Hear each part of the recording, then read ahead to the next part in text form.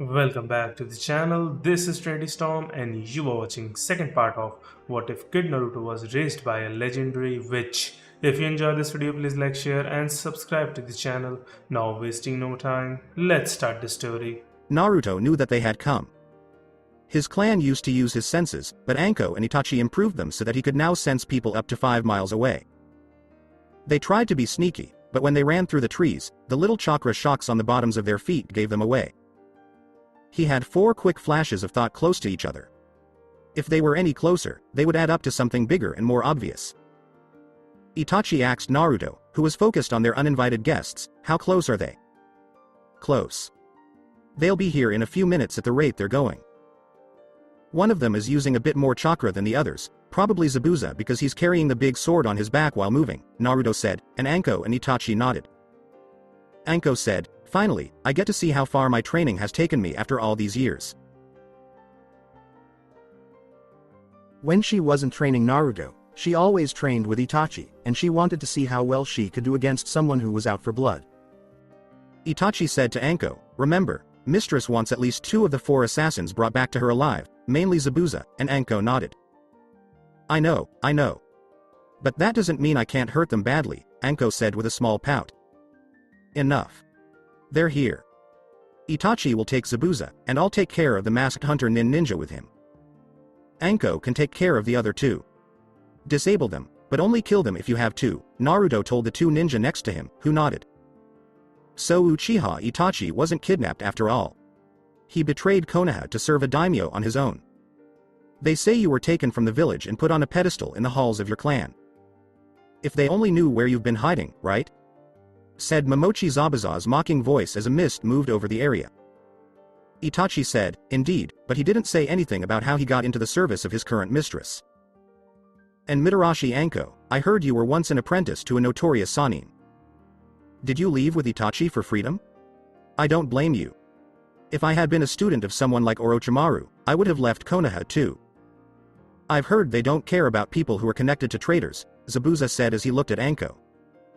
Anko shook her fist at the missing nin and said, I don't have to answer to a piece of crap like you. This made Itachi sigh, since Orochimaru was still a touchy subject for the woman. At least they were getting better at making her calm down about it. 2 years ago, if he had said the name of the Sannin in a single sentence for more than an hour, she would have thrown kunai and snakes at him. Enough. You know what to do. Do it.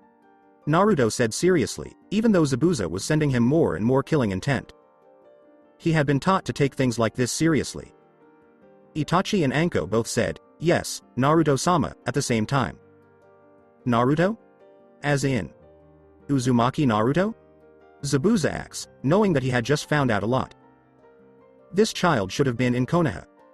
He was supposed to be in a deep coma and living at the home of the Senju clan. He was also supposed to get care from Senju Tsunade until the child got better. So what the heck was this boy doing here? Even though Naruto was supposed to be in Uzumaki and this was their ancestral home, why did they lie? Who knew about it? It looks like you've been caught, Naruto-sama, Itachi said in a whisper, and Naruto nodded. Take him. My mother told me to tell you that we need him alive. None of them can leave here because they might tell someone else, Naruto whispered back, and Itachi nodded. Haku asks, Zabuza-sama? When he saw Naruto pull out a pair of kunai, 1 in each hand. Zabuza said, you know what to do, Haku. I'll leave the blonde in your hands. Disable him. If we give him to Konoha alive while making Gado think he's dead, our payoff will be even bigger, and Haku nodded. She, the other 2, and the Demon of the Mist went after their targets while Itachi went after the Demon of the Mist. Anko's help. Around Anko, the Demon brothers moved quickly. The woman was clearly not an easy opponent, and neither of them could beat her on their own. But if they worked together, the 2 former Kiri ninja could beat the Kunoichi with speed, agility, and teamwork. Anko knew this, of course, because Itachi had gotten a bingo book and read all about Zabuza's helpers during the coup. Opposed to the Mizukage. She also knew that their gauntlets were filled with poison and had chains attached so they could tear their victims to pieces if the poison didn't work. Anko had been training with Itachi and Naruto to fight multiple enemies, so it didn't matter to her. When the Demon Brothers attacked Anko with their usual tag team attack, she used her snakes to throw them off course so they couldn't wrap her up in chains. Since they knew their tag team chain attack wouldn't work here, they chose close-range attacks and let the poison and gauntlets do the work. Even though they were both quick on their feet, Anko was faster, and she used a pair of kunai in each hand to stop the two from stopping her from reaching her goal. It turned into a rough dance for the three of them, as the demon brothers had to time their attacks perfectly and try not to stab each other with their poisonous gauntlets. Not only that, but the chain was still attached to them and, depending on how they attacked, could be a help or a hindrance. Gozu said, "She's good, brother," and his brother Maizu nodded. Maizu said, as expected from Orochimaru's former student brother, as he tried to cut Anko with his gauntlet. Anko used her natural agility to snake around the two people in their chain in order to avoid the weapon. She soon saw an opening and took it by pinning the chain to the ground with the tip of a kunai in the hole of the chain. This made both brothers jerk as they were suddenly stopped in their tracks. It almost knocked their shoulders out of place and gave Anko a chance to attack with the snakes that came out of her trench coat. Both Gozu and Maizu were wrapped in snakes, which stopped them from using their arms, legs, and finally their necks. If you knew anything about me instead of just believing rumors, you would know that my connection to the snakes never went away. It was just my loyalty to that man, said Anko while her snakes were ready to bite off their heads. 2 wins. 2 left. Avec Zabuza. I've heard a lot of stories about you over the years. Becoming an Anbu around the age of 13 is pretty impressive. You even opened your eyes to their fullest potential by that age. Let's see how a rumored prodigy of the Uchiha clan compares to one of the former 7 swordsmen of the mist, said Zabuza, holding his sword and making a lot of mist in the area. I can see that you did some research on me, but you don't realize that I don't use my Sharingan like most of my clan does, so don't expect to see my dojutsu until it's too late, Itachi said as he pulled out his tanto and looked at the missing nin from Kiri with calculating eyes. Really? That's a first. A bloodline user who doesn't use his bloodline. This will be even more fun than I thought at first, Zabuza said before letting the mist in the area cover him and make him invisible to the naked eye. People say that Momochi Zabuza is a master of the silent killing technique. When moving in for the kill, he can do it without being seen or heard. I also know that the man sometimes makes water clones. However, they take a lot more chakra to make when there is no water nearby, and there isn't any nearby. He might still be able to make them if he tries. Itachi was trying to beat Zabuza at his own game, so he was thinking, I need to use all of my senses to beat him. You're pretty calm for someone who's about to die. Have you made peace with yourself? Have you made peace with the simple, horrifying fact that your duty to your female wave daimyo is going to end in failure? Taunted Zabuza as his voice echoed around him in the mist. Itachi said calmly, I will only lose when I die.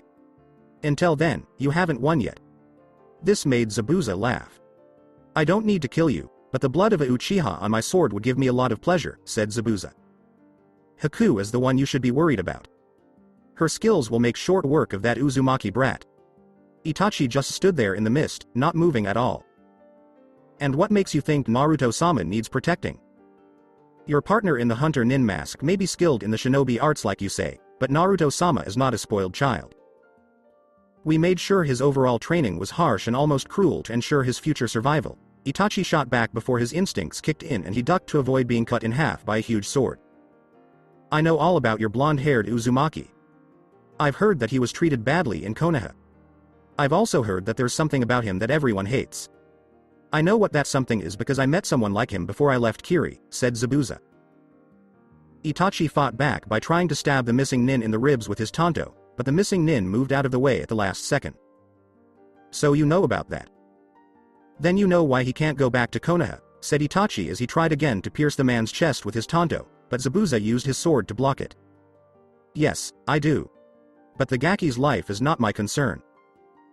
All I care about is getting paid, and bringing the boy back to Konoha alive is my new way to get a lot of money from people who are willing to pay through the nose to have him, Zabuza said as he swung his sword at Itachi, who was cut in half, but then went, poof.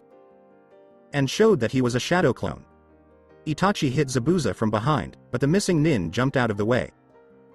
He said, his mother won't let that happen, and neither will I. Zabuza made fun of the woman, saying, like she can stop me. She's just a pretentious gothic woman sitting pretty on her throne. What does she know? Itachi slightly narrowed his eyes. That woman is not to be trifled with. I have seen what she can do with just a flick of her finger and a point of her staff. I shudder to think what would happen if she let all of it loose on the world, said Itachi, while Zabuza laughed. Really? The strong Uchiha Itachi is afraid of a dark-clothed woman with horns? I never thought I'd see the day, Zabuza said, making fun of Itachi as he shook his head. Itachi said, you haven't seen what I've seen about this woman yet, but you will soon. Then he opened his Sharingan eyes and quickly spun them around to catch Zabuza in a genjutsu, knocking him out before he could even think of breaking it. 3 strikes. 1 left. Naruto is there. Your chakra level is high for your age. Zabuza did a good job of training you, Naruto said, knowing that the only way Haku could have chakra close to that of a Chunin at her age was if Zabuza was a tough teacher. Yes. Zabuza-sama found me when I was a child living on the streets in Water Country and eating out of a trash can. He took me in, taught me ninja skills, and I became his loyal tool. I did everything he asked of me without hesitation or fear. I owe him my life, Haku said as she threw senbon needles at Naruto, who easily dodged or deflected them. Yet I hear a hint of affection in your voice, and when you talk about Zabuza, your chakra has a small but noticeable warmth to it, Naruto said, while Haku frowned behind her mask. It doesn't matter what my chakra feels like when I talk about Zabuza-sama. I will disable you and make sure that Zabuza-sama's dreams will be one step closer to coming true through your capture and return to Konoha, Haku said as she moved in for hand-to-hand combat with her senbon needles and Naruto moved to meet her with his kunai. And what makes you think the higher-ups in Konoha will let you or Zabuza leave, knowing what you know? What makes you think they'll accept money for me? Naruto asked Haku. Haku didn't answer, since that was always a factor and Konoha didn't have to accept any offer Zabuza made for the boy's return. If anything, the village could send out wave after wave of ninja to find out where they were hiding with Naruto, storm the place, kill everyone there, bring the blonde back alive, and that would be the end of it. Konoha had enough people and ninja skills to beat her, the Demon Brothers, and Zabuza, if they really wanted to. Still, if Haku wanted to put off such a conversation, Zabuza wouldn't let him, and she had sworn to obey her master until the end. I can't worry about that right now.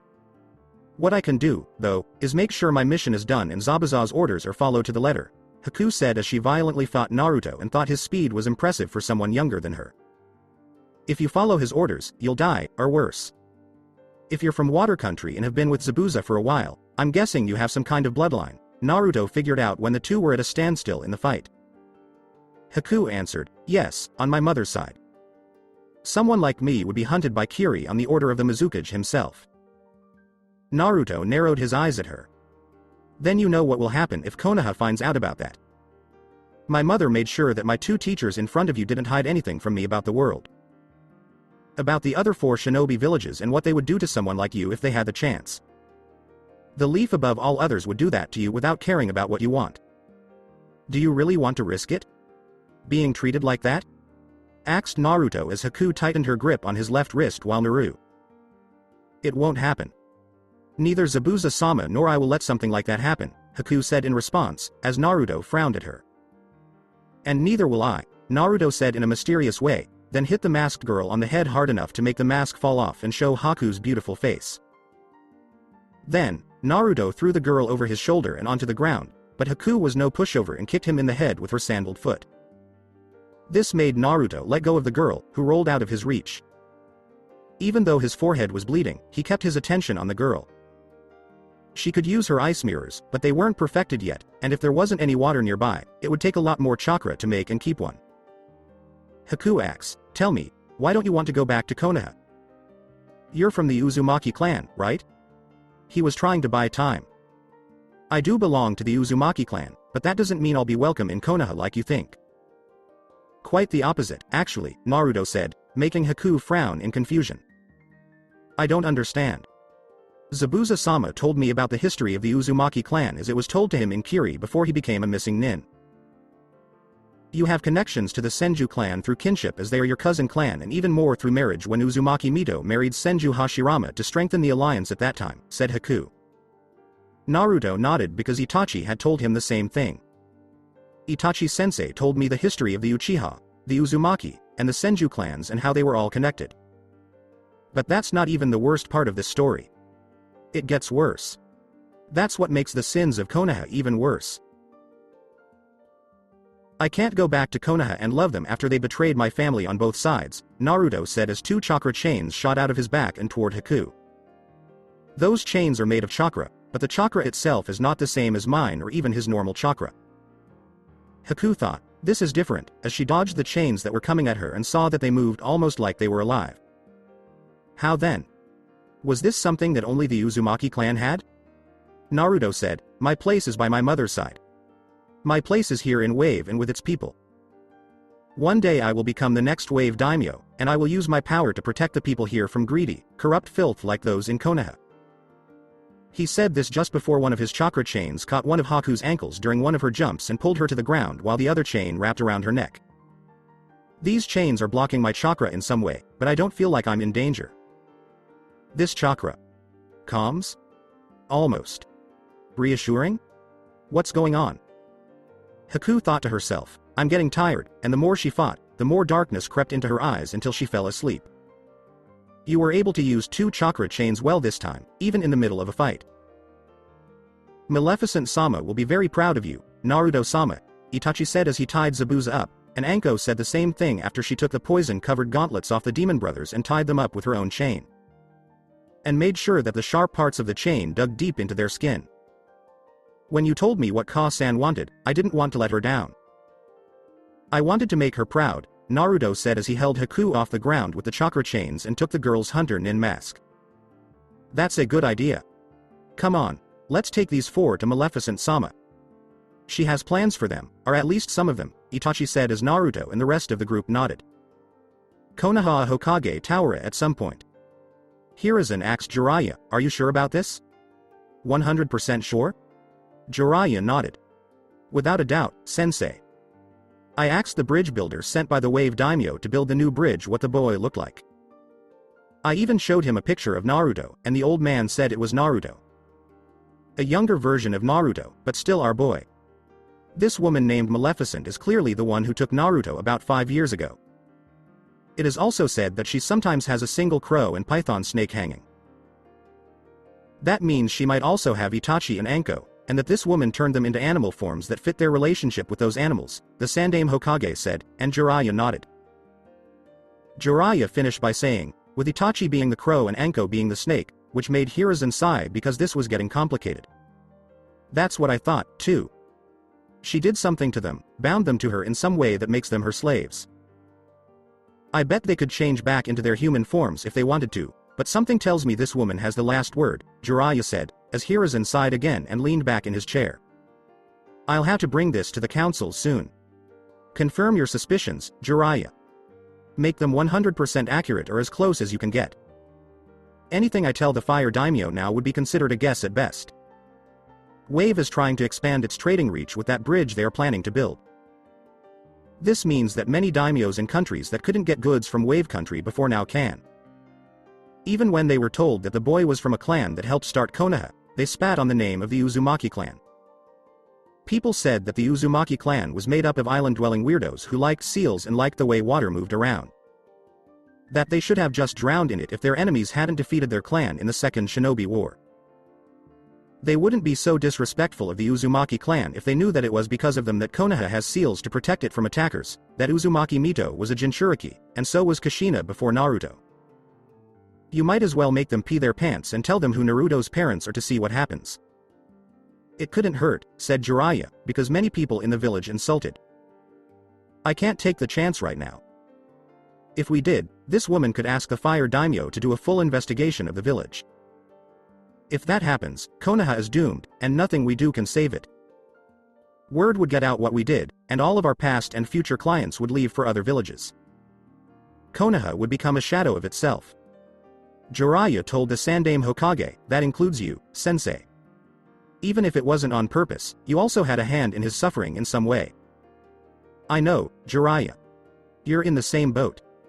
Only Tsunade was spared because she wasn't in the village at the time. Also, we never told her about Naruto through messages because we were afraid they would be intercepted. He is the closest thing Tsunade has left to a family member besides Shizune. I'm surprised she didn't beat you to within an inch of your life. Again. Said Hiruzen. She said that would be too kind, so Tsunade beat me until I was almost unconscious. She whispered in my ear that if I did something like that again, for whatever reason, she would rip my balls off, crush them into powder, and force me to eat it all, Jiraiya said, turning green in the face at the thought. At this point, he wasn't the only one with a green face. "I didn't need to know that," said Hiruzen, because that was not a very nice picture. "You axe," Jiraiya said in response. "Technically, I didn't. I just made a point," shot back the Sandaime. Back on topic, Jiraiya asked Hiruzen, "How do we handle this situation outside of politics? Should we try to kidnap Naruto? We need him here to make our cover story believable if Danzo comes to check things out for himself and calls our bluff about the boy being in Konoha," while Hiruzen thought about it. "For now, we must keep this quiet. While we can't do anything yet, it doesn't mean we cannot prepare for the actual event. Inform Tsunade of this latest development, but make sure she is in her home with Shizune when you do." "Someone has to restrain my former student from going on a rampage," answered Hiruzen, knowing Tsunade's temper would make the woman act irrationally if she knew Naruto was alive and being raised by some strange woman with strange powers. "Sure. Give me the hard missions that hurt my body," Jiraiya said as he left through a window. "If this woman really is a threat, I might have to go see her in person and try to work things out peacefully. If this daimyo won't give up Anko, Itachi, and Naruto, I'll have to use force to get them back," thought Hiruzen. He knew he didn't want it to happen, but he would do it for the good of Konoha and to keep it strong. Daimyo Castle Wave. Zabuza said, "You're making a big mistake by keeping us alive this long, brat. We've been in worse situations," as Naruto ignored the bound missing nin behind him being led through the halls by the demon brother and Haku. Itachi and Anko were behind the 4 ninja attackers, keeping a close eye on them with their sharp eyes. "No, you haven't. My mother is someone you've never met before, Zabuza-san. When you meet her, I want the 4 of you to kneel and keep your heads down. I won't let you talk to her in a rude way either. You're not talking to just anyone. You're talking to a daimyo and my mother. I don't know if you know this, kid, but I'm not one of those people who bows to a daimyo just because they are a daimyo. To me, a daimyo is just someone with an inflated sense of self who wants to be obeyed because it is their birthright to sit on the throne," Zabuza said. Naruto stopped and looked at the missing nin with a very serious expression. "First of all, my mother may be a daimyo, but she's not like what you say, and unlike the other weak rulers you're used to, she has the power to back it up. Don't say I didn't warn you when she lashes out and splatters your organs all over the place because you didn't listen," Naruto said before they went on, while Zabuza looked at Haku and the demon brothers. Haku was a little worried because Zabuza-sama was so proud of himself that he would take care of the rest of them, which sometimes got the swordsman into trouble. The only thing that was different from the other times was that Haku and the demon brothers were there to help him. The group went to the throne room, where Maleficent was sitting on her throne and giving off a scary vibe that got stronger as they got closer. Zabuza felt himself start to sweat a lot. Haku screamed in fear when he saw this woman, who was much scarier in person than in the picture of her they saw on Gato's yacht when they were given this task. The 2 demon brothers tried to stay as far back as they could, but they kept running into Itachi and Anko in front of them. Now they knew what Naruto meant when he said that his mother was different from the other daimyos and everyone else they had met before today. The room they were in was dark, and a few torches were lit in different places to keep it that way. With her green-black eyes that looked like fire, the woman seemed to be a part of the darkness that filled the whole room. She looked like the wife of the devil. Or maybe his grown-up daughter. And they just tried to kill the child she carried. Oh, crap. Damn, she's terrifying. And I thought Yugura was someone to be afraid of, thought Zabuza as he watched this woman make Yugura look like a child having a temper tantrum.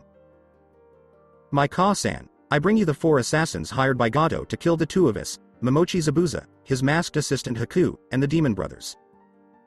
We met them at the Uzumaki clan ruins, where I was training to use the chakra chains I inherited from my clan. Following your orders, we thought they would attack me first, so we captured all 4 of them and brought them here to face your judgment, Naruto said as. Well done, my son. Well done. Bring them a little bit closer. I want to get a better look at them, Maleficent said as her soft voice filled the room. Her tone made it clear that she was happy to hear this news, and she waved them all forward. Kneel, Bakas. Anko told the demon brothers before she grabbed them and forced them to kneel when they were close enough. Zabuza knelt down reluctantly, and Haku followed. Whenever she looked at him, she showed that she was worried about him. Ease up, Anko. There's no need to be so forceful, at least not yet. Why don't you give them all a chance to explain themselves to me, if they can? Maleficent acts as she watched the group of missing nin and saw Anko nod slightly. It wasn't personal. It was business. Gato offered us a lot of money to kill you or your son after you turned down the business deal he proposed. He basically told us to kill your son first to show that turning him down was a bad idea, said Zabuza, who had no loyalty to Gato and thought that if he was going down, he might as well take the fat pig with him.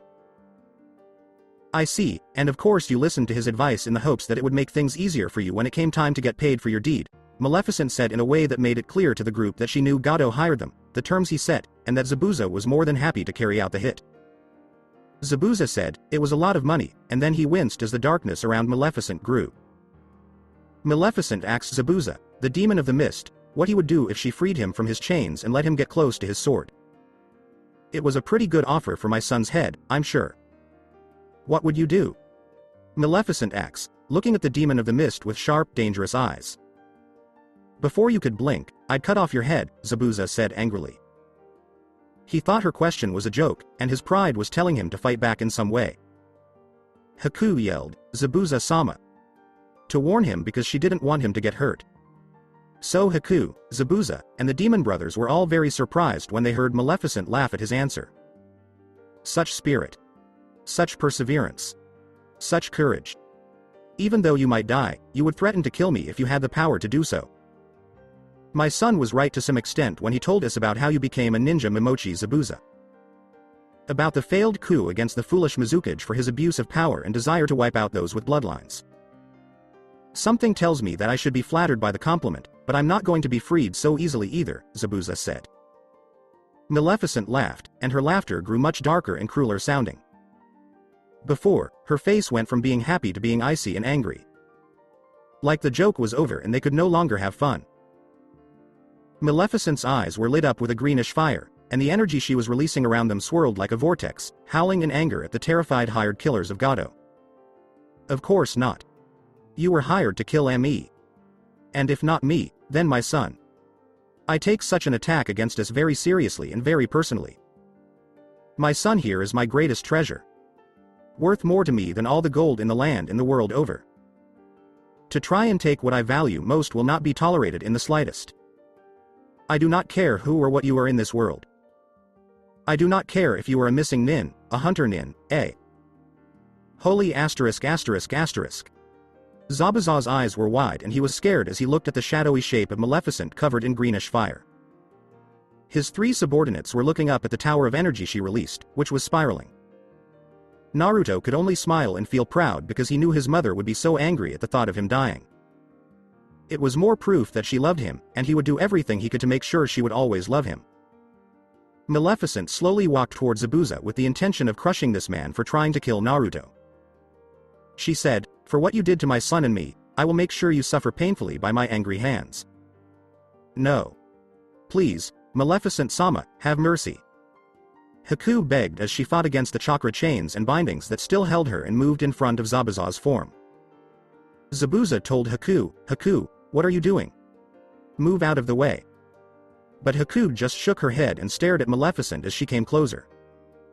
I owe you my life. I won't let her kill you, even if it kills me, Haku said as she stood her ground against the Dark Witch, who was a form of death coming closer. Such bravery. Such loyalty. You must care about this man behind you a lot, much more than anyone should in this situation. What is he to you, child? Maleficent acts as she looked at the girl trying to hold her own even though her body wanted to shake in front of the former fairy queen. He is my most precious person. I owe him my life. Without Zabuza-sama, I would be nothing in this world, said Haku as Maleficent tilted her head slightly and moved her free hand to touch the girl's cheek. To Haku's credit, she only moved a little, but she didn't back down. Her chakra told me that when I asked about it while we were fighting, Naruto said. Haku stiffened even more because she was afraid this information could be used against Zabuza or herself. Really? That's interesting. You must be a very loyal and loving daughter to give your life for the surrogate father who raised you when you were so young. And being by his side in battle shows you are quite strong, don't you think? Maleficent asked Haku, who nodded while Maleficent kept her iron grip on the underside of her face, right where the bottom of her jaw met her neck. Haku said, I'd rather die than let anyone kill him. Maleficent nodded and leaned toward the scared girl. The same could be said for me and my son, who were standing not too far away from us, Haku. However, it would be a waste for you to die. All the work Zabuza put into training you to be a ninja so that you could help him when he was in trouble should not be wasted. But what to do with you and Zabuza? You must be punished, and harshly, for trying to kill my son, but I want you both alive, or as alive as one can.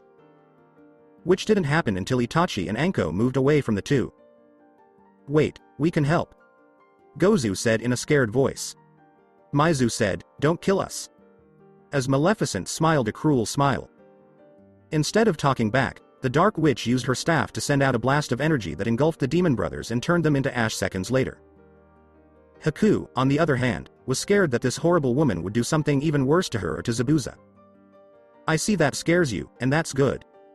It was meant to scare you, child. Because, despite what you did to my son, I like you being alive more than wanting to kill you. That's right, my dear, I'm going to use you and your precious Zabuza, Maleficent said, because she saw a lot of potential in having them both under her control. Zabuza was angry at the idea of serving this woman and having his dreams taken away. Screw you, witch. I still have my pride. I'd rather die than be your servant. He said. He would rather die free than be a slave to this witch. If that's what you want, Maleficent said coldly. Then, like a shadowy wraith, she moved over to him and grabbed his bandaged face roughly with her clawed hand. No. Please don't kill Zabuza-sama. Without him, I'm nothing. I'm a tool without a master. Don't take away my precious person, the one who gave me a purpose. Haku begged, as the former queen of the fairies looked at her with a cruel smile. That is where you were wrong, dear girl. You will have a master, and you will have a purpose. Just not with Zabuza. I gave him a chance to live, and he threw it in my face because of his pride. Now I will remove him from this world, but first I need to make sure that what he knows about being a ninja doesn't go to waste, said Maleficent, calling her son to come closer. Zabuza asked this woman, whose clawed hand was now on his face, what are you doing? He was in a lot of burning pain. Maleficent said, I'll save the part of you that has any value to me and give it to my son so he can use it in your place. Then she ripped out everything Zabuza had learned in Kiri about being a ninja and as one of the 7 swordsmen of the mist about being a ninja to make a single orb that looked like a ball of water that turned into a demon's head right away. Then he put it in Naruto's mind, which caused the blonde to fall to his knees and scream in pain from the sudden rush of information. Different exercises for controlling chakra, different water jutsus, how to use that Kabikirabocho, and even the people he knew in Water Country who helped him get in touch with the rebels fighting the Mizukage. All of this and more was now running through the poor boy's mind. It was too much for him to handle, and he passed out. Zabuza felt like a big part of himself was missing from his mind. He couldn't even think of anything that had to do with ninjas. He couldn't think of anything. It was like someone had taken everything that made him a ninja away from him. So, he became known as the Demon of the Mist. I feel empty. Is this what it's like to have no soul at all? Zabuza thought this as the Dark Witch turned back to him. Don't worry, Zabuza, my son will take your place as a demon from now on. I'll make sure he fully embraces it when fighting his enemies on the battlefield, Maleficent said before she killed Zabuza right there in front of Haku. Zabuza-sama, Haku whispered as tears ran down her face. The darkness around Maleficent was fading, and she looked less like a dark demon and more like her dark, royal self. Maleficent put a finger on the girl's cheek and said, Hush now, my child. I will not let the newest servant in this group wallow in self-pity and sadness. Haku tried to push away from the woman's touch. Haku said in a defiant tone, I will not serve you. I refuse. Maleficent laughed in a dark, amused way. Oh, that's where you're wrong and making a mistake, my dear. You will serve, and you can't refuse. But you won't serve me like I thought you would. No, my dear Haku, I think you would be better off serving my son, Maleficent said as she took her finger off of Haku and moved over to Naruto, who was still trying to stay awake despite the amount of pain he was in. Haku asks, what? When she saw Maleficent kneel in front of her son, reach out her hand to him, and hold him close as he struggled to take in all the new information. That's right. I have Itachi and Anko to help me, so I don't need a third servant under my direct control. My son, on the other hand, is a different story. Itachi and Anko won't be around all the time as Naruto gets stronger, so I've decided to give him his own servant in the form of you. Haku also didn't notice that the boy's chakra chains, which were wrapped around her when he led the group to Maleficent, weren't holding her down anymore. Haku asked the woman, "Why are you putting me in such a position with your son? I could betray him, hurt him, or kill him." He did this so the woman would hit him for making such a threat. Instead, Maleficent had a good laugh. "Do you really think I'd do that without putting safety measures in place?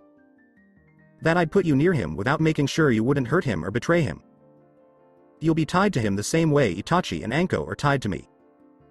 Both were resistant at first, but they came around in the end, and so will you, Maleficent said before she used her power to wrap it around Haku and her son. "No. I won't be this woman or her son's unwilling puppet. I won't let my life's goal change from being a willing tool to an unwilling one." "I'm getting a lot of energy," Haku thought just before she felt it. She had never felt like that before in her short life. It was scary and wonderful at the same time. Haku could always feel Maleficent's shadowy presence in her mind, but it was very faint. Haku put up a small image of the Dark Witch to make sure the girl wouldn't try to do anything to hurt Naruto. When it came to the boy, Haku could feel his presence there now, but it was much stronger, and she felt a connection to him right away. "From now on, you will serve my son with all your strength, all your power, and all your skills as a trained ninja. You will do whatever he asks of you. You will make sure he grows strong. You will make sure he is well protected. And you will make sure his enemies fall before him," Maleficent said as the magic of her spell spiraled around the two of them. She then stopped the spell and saw what had happened. Naruto was mostly not tied down. He could finally see what was going on in front of him because his eyes were now a little bit sharper and looked more grown up. Haku, on the other hand, was mostly the same, except that her hands looked like they were made of ice. It washed over her arms at random times, and you could see a little bit of the girl's own breath.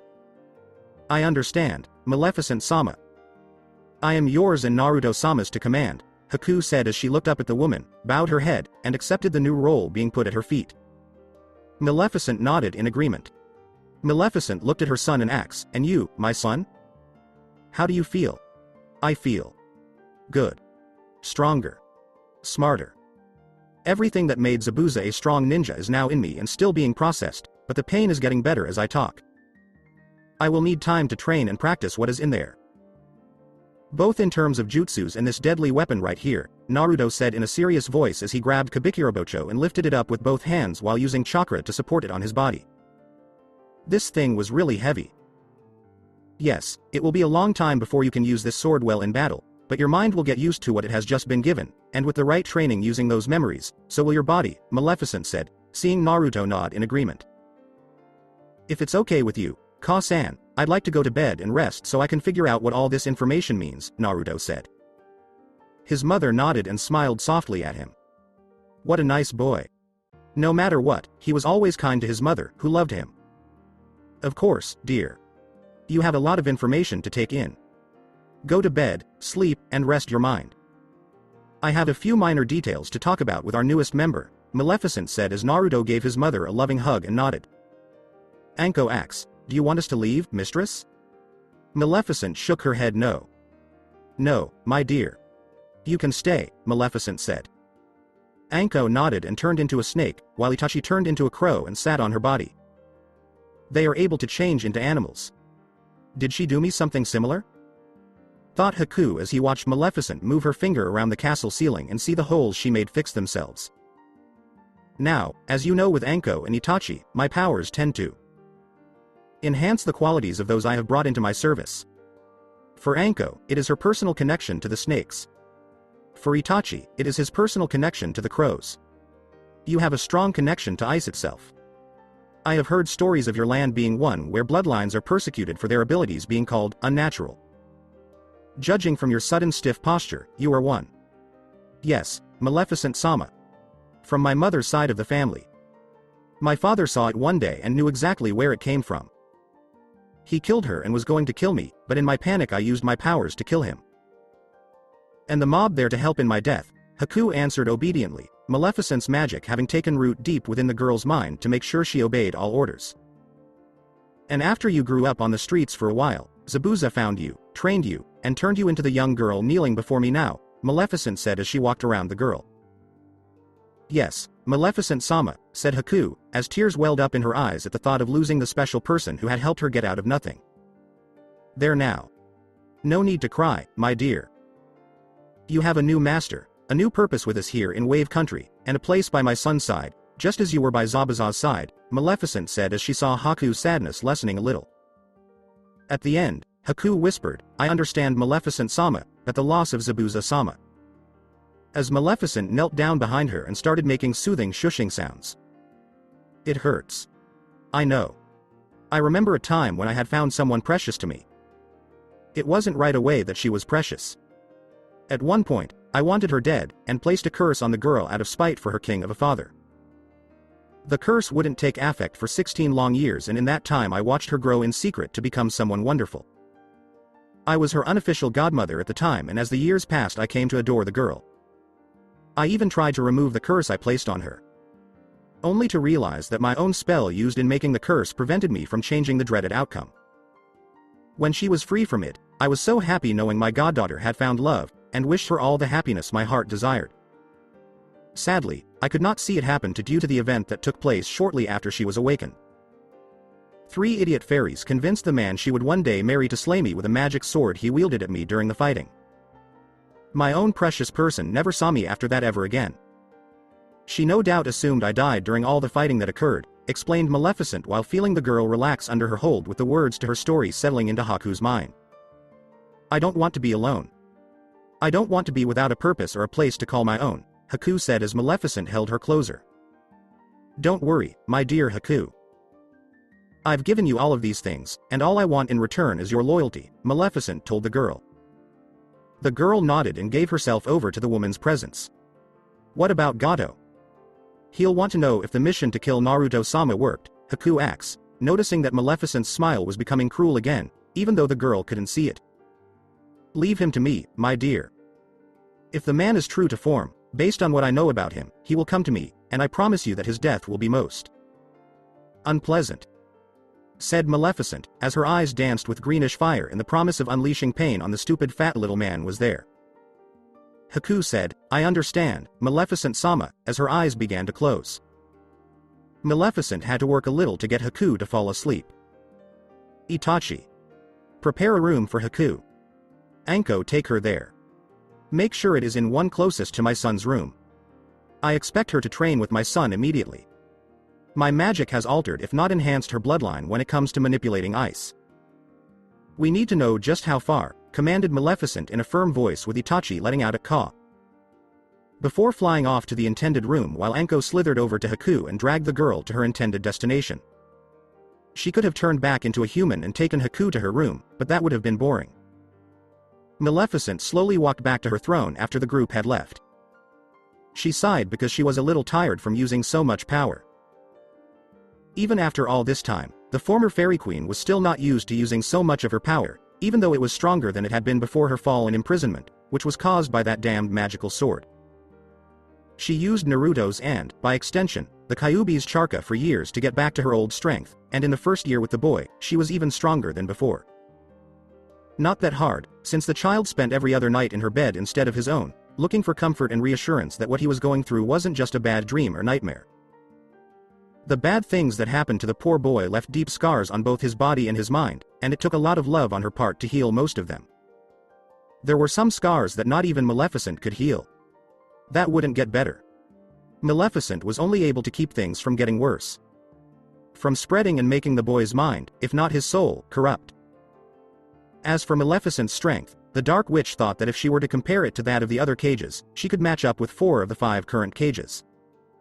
Maybe all 5, if she kept taking the chakra she needed from Naruto for the next year without being stopped. With the current Tsuchikage and Hokage being so old, it was almost hard to tell, but it was clear that neither had lost their fighting spirit as ninjas. There were also the other 8 Jinchuriki, who lived in each of the 5 main shinobi villages and one small village in Taki. All of them were used to keep people from going to war, but they were all treated like a disease, just like her son had been from the beginning. Kumo did treat them with respect, but that wouldn't last forever. It was also strange that the Mizukage was also a bloodline, but he was getting rid of all bloodlines in his domain. It was really just lying. She would have to find out more about this later. You could even help the rebels behind their backs to find out what was really going on. Since the other Jinchuriki from Kiri went missing soon after the bloodline purges began, the chosen vessel did not want to be a part of something like that. She might be able to find him and give him a place to stay here in Wave. The same was true for the two Jinchuriki in Iwa. Used in a way like watchdogs to keep an important area safe when the Tsuchikage tells them to. They only went to Iwa when they had to talk to the old man about something important before being sent back out. It was said the same thing about Taki's Jinchuriki. The village kept her there because they needed the girl, but through their actions, they made the poor Jinchuriki think it was the other way around. That she had to have them.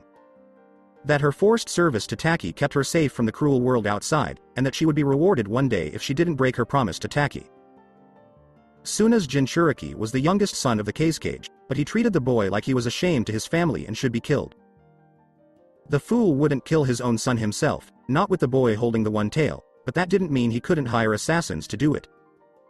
In fact, he had been doing that since the red-haired boy turned 6. That did make the woman think of something. Naruto had been alone for most of his life. He did have her, Anko, Itachi, and now Haku to keep him company. But her son never had a real sibling that he could call his own. With the exception of the Mizukage until she could figure out what was wrong with him and Kumo after Itachi told her about their past attempt to kidnap Naruto's real mother, the other 5 remaining Jinchuriki would be great family for her son to have in some way. All she had to do was find a way to bring them all here one by one and persuade them to stay so they could be Naruto's siblings and, in a way, protect this land as well. People in this land aren't likely to hate them, as long as they don't go crazy and kill everyone they see. Maleficent made a note to herself to make sure the boy from Suna was mentally stable before she let him get close to anyone in Wave Country. If she could get him to join her, she would. Don't try to hide, Kiri Hunter Shinobi. I can feel you. Come out. Don't be shy. Step out into the light. Maleficent told him as she slammed her staff down and filled the room with a greenish energy. And she made the 5 Kiri Hunter Shinobi who were hiding in the room's shadows kneel in front of her throne. The leader of the group yelled, "What the hell? How did you know we were there?" As he tried to stand up but couldn't. "I'm not your typical daimyo," said Maleficent, and the leader of the Kiri Hunter Nins nodded for his group. "You must be here for the bounty on Momochi Zabuza." "Yes. We heard from a reliable source that he was coming here to kill you, so we were sent to stop him," said the leader, leaving out the fact that they had been told to wait until Zabuza had either completed his mission or failed. "I see, but it doesn't matter. The man is dead. I killed him and his subordinates." "You came all the way here for nothing," Maleficent said, and the Kiri Hunter Nins looked at her in shock because daimyos didn't usually use real force against other people. "If that's true, we need to take the sword back because it belongs to Kiri," said the leader of the Hunter Nins. "I'm afraid that won't work. I told my son he would use that sword one day, and I don't have the heart to break that promise to him," Maleficent said with a small smile on her lips. The leader of the group from Kiri said, "You will have to make an exception this time. You have no choice but to give it to us." He was then blasted back about 20 feet, and the others saw that the woman was not happy with what he said. "I will not make an exception. My son will use this great weapon to kill all of his enemies who dare to stand in his way. You will go back to your Mizukage and tell him that Zabuza is dead. Tell him that if he has a problem with what happened after Zabuza's death, he can come here and talk to me about it, but he should know that I will not be as kind to him as I was to you. I will be much worse." Maleficent. The group of Kiri Hunter Nin nodded and slowly moved away from the woman. At least one of them seemed to be looking at the Kabikirabocho from behind his Hunter Nin mask. In fact, the Hunter Nin in question ran straight for the sword, thinking he could take it and get out of the castle before Maleficent could do anything. He was so wrong. Maleficent saw what was going to happen and used her staff to shoot a blast of magical energy that turned the Hunter Nin into ash. The result was that the remaining Hunter Nins from Kiri immediately ran away from the castle. They thought it was best to run away and tell the Mizukage what happened, hoping that the man would be kind when they told him the good news that Zabuza was dead and the bad news that they couldn't get the sword back and that a Hunter Nin had been killed by a daimyo. A strange and strong one as well. Maleficent didn't want anyone else to try to take what was now her son's future weapon of choice, so she put a temporary spell over the sword so that only Naruto could pick it up. She would have to make a new spell for it later to control who could use the huge sword, so that anyone who wanted to use the Kabikirabocho couldn't do so against her or Naruto. But you could put that off for now. She wanted to take a break for now and try to calm the people of Wave Country, who were probably worried about their daimyo and the power she had released. Konoha Hokage Tower at some point. I have called you all here to talk about some important news about Wave Country and its female daimyo. As you all know, this new daimyo was the advisor to her predecessor only a few short years ago. While it is not unheard of for a woman to rule a country, this particular woman is not what you would call normal by any means. Aburame Shibi said, I heard she killed an A-ranked missing nin. That's pretty impressive, if I do say so myself. It shows that she is a woman to be afraid of if you cross her, as Nara Shikaku shivered in pure fear next to him. He was probably imagining that his wife had that much power and was aiming it at him. Saosuke Toji, a member of the civilian council and a representative of the merchant guild at this meeting, said, that's all the more reason to trade with her and maybe even form an alliance with her. If we had such a powerful daimyo on our side, our enemies would think twice before attacking us. Trust me, this daimyo is not interested in trading with us or making an alliance with us. In fact, this woman hates Konoha, and she only let my team go because she wanted to send a message back here about how she feels about Konoha, Jiraiya said, since it was no secret that his team went to see the woman to warn her about the possible attempt on her life. Why? We told her about the assassination attempt. It's an insult that she'd be so mean to us just because we're from Konoha.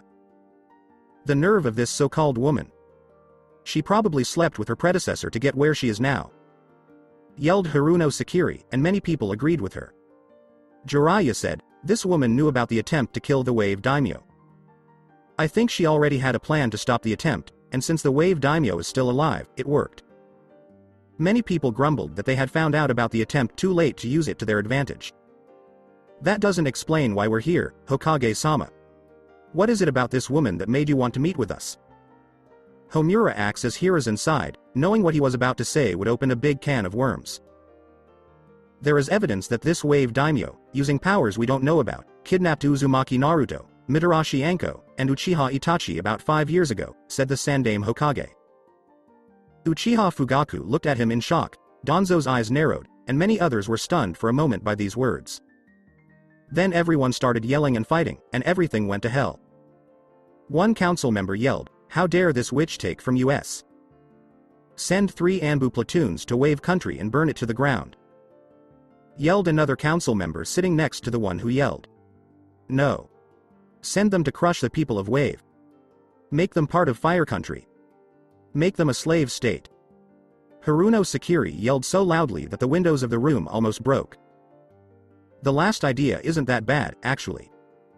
Also, the land's natural resources could be used to raise more money for Root without taking too much from the treasury, which would make Hiruzen suspicious.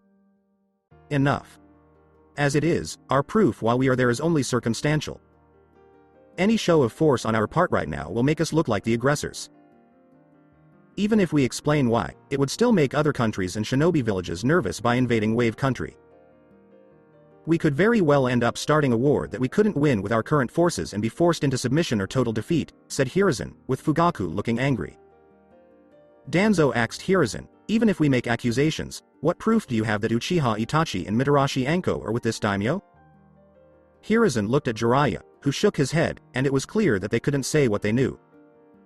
As I said before, the evidence Jiraiya saw while on his mission to Wave Country is very weak. Without solid, undisputed proof Itachi or Anko are in Wave Country while working for this woman, our demand for their return would make us look silly, Hiruzen said, knowing that mere observations and deductions were not strong pieces of evidence. He couldn't even tell them Naruto was there because he had told a lie to fool the powerful people in the room so they wouldn't call for the boy's death or capture for the few who wanted to train him to be a weapon of war for the village. Then we must get this proof. We need to send in an infiltration team that can do what needs to be done to get the proof for us when we go to the Fire Daimyo to tell him about this wrong done to Konoha, Danzo said as he planned to find out how this woman made those 2 her slaves so he could do it to others and gain more loyal followers for Root. Even if they were forced to be loyal. But what did it matter to Danzo? If they were slaves first, they were still followers. So he had no right to complain about how things turned out. He still got something out of them, so that was even more reason to do it. That's not possible. Not right now anyway. With the failed assassination attempt on this Wave Daimyo, she will be on guard for quite a while. I saw a sample of her power firsthand and sensed what was inside of this wave daimyo was vast. Like Biju level vast. It would be unwise to challenge her at this stage of things, countered Jiraiya while Danzo frowned at this since he didn't expect a daimyo of any kind to have that amount of power inside of them. Then again, his sensor Nin en route had seen and told him about a huge spike coming from wave country not too long ago. Was that the leader of the wave? No. Can't happen. Only a Jinchuriki could do anything that even came close to what they felt. But there was also no Jinchuriki anywhere near wave country. His spies told him that they were all in their own countries and never left them or the general area unless it was to show off the power of their shinobi village. Did that woman really have chakra at the Biju level? If that was the case, he would have to make sure she never used it on Konoha. He would have to find a way to get rid of this woman and put in her place a pawn who would be more or less good for Konoha. But, as Jiraiya said, the woman would be on guard now, more aware of possible attacks in the future, and she would stop any attack before the assassination team could get to her castle. That meant they would have to wait. He'd have to wait. As it stands, we will have to wait until the bridge is finished before the Fire Daimyo can use the right to trade through his lands as leverage against her. In the meantime, we can gather the proof we need that Itachi and Anko are her slaves. With that proof, we can show it to the Fire Daimyo and order her to give up control of Itachi and Anko while giving her some sort of financial compensation, Hiruzen no said. With a big chunk of that money going to the Uchiha clan for what this woman stole, Fugaku said, knowing he had every right to ask or even demand it. There is still the matter of Mitarashi Anko. I have no doubt Itachi is still loyal to Konoha after all this time, but I question her loyalty because of her past relationship with Orochimaru. If she is brought back, I suggest a proper examination and have her mind erased for good measure. Rebuild from the ground up, said Danzo, since the woman could be used to draw out Orochimaru in the long run to use against him since the Sannin liked to play with. A weakness that he would use to get rid of the stain from Konoha's memory when the time came. I agree. The woman has always been a problem. For all we know, she helped kidnap Itachi from the start and is more loyal to this wave daimyo than she should be to Konoha, said Kaharu, while Hiruzen scowled at her because Inoichi's examination of Anko when she was first found after Orochimaru's betrayal showed she loved the Sannin more than anyone else in the room. We won't punish Anko unless we're sure she had something to do with the kidnappings. If she did have something to do with it, she'll be punished, but if there's no truth to the accusation, I expect the whole thing to be dropped to stop malicious rumors from spreading. After all, none of you would want rumors about you that were based on a lie, right? Said Hiruzen to a room full of people who were nodding in. Even if it didn't bother them when it was the other way around. Homura asks, how long do you think it will take to finish the bridge? They had to work quickly. If they don't run into too many problems, I think it will take a little over a year, maybe a year and a half, Hiruzen said, knowing that it could take longer if Gado sent agents to Wave to make it hard to build the bridge. On the other hand, Maleficent probably knew who hired Zabuza and was going to deal with Gado soon. At the moment, she didn't know if she sent Itachi, Anko, or went herself. But if this woman took the attempt on her life personally, this wave daimyo would probably use her power to show how she felt about it. Then we have that long, if not a little bit longer, to do what needs to be done, said Danzo, while Hiruzen glanced at him and Jiraiya frowned because they both knew what the Warhawk meant.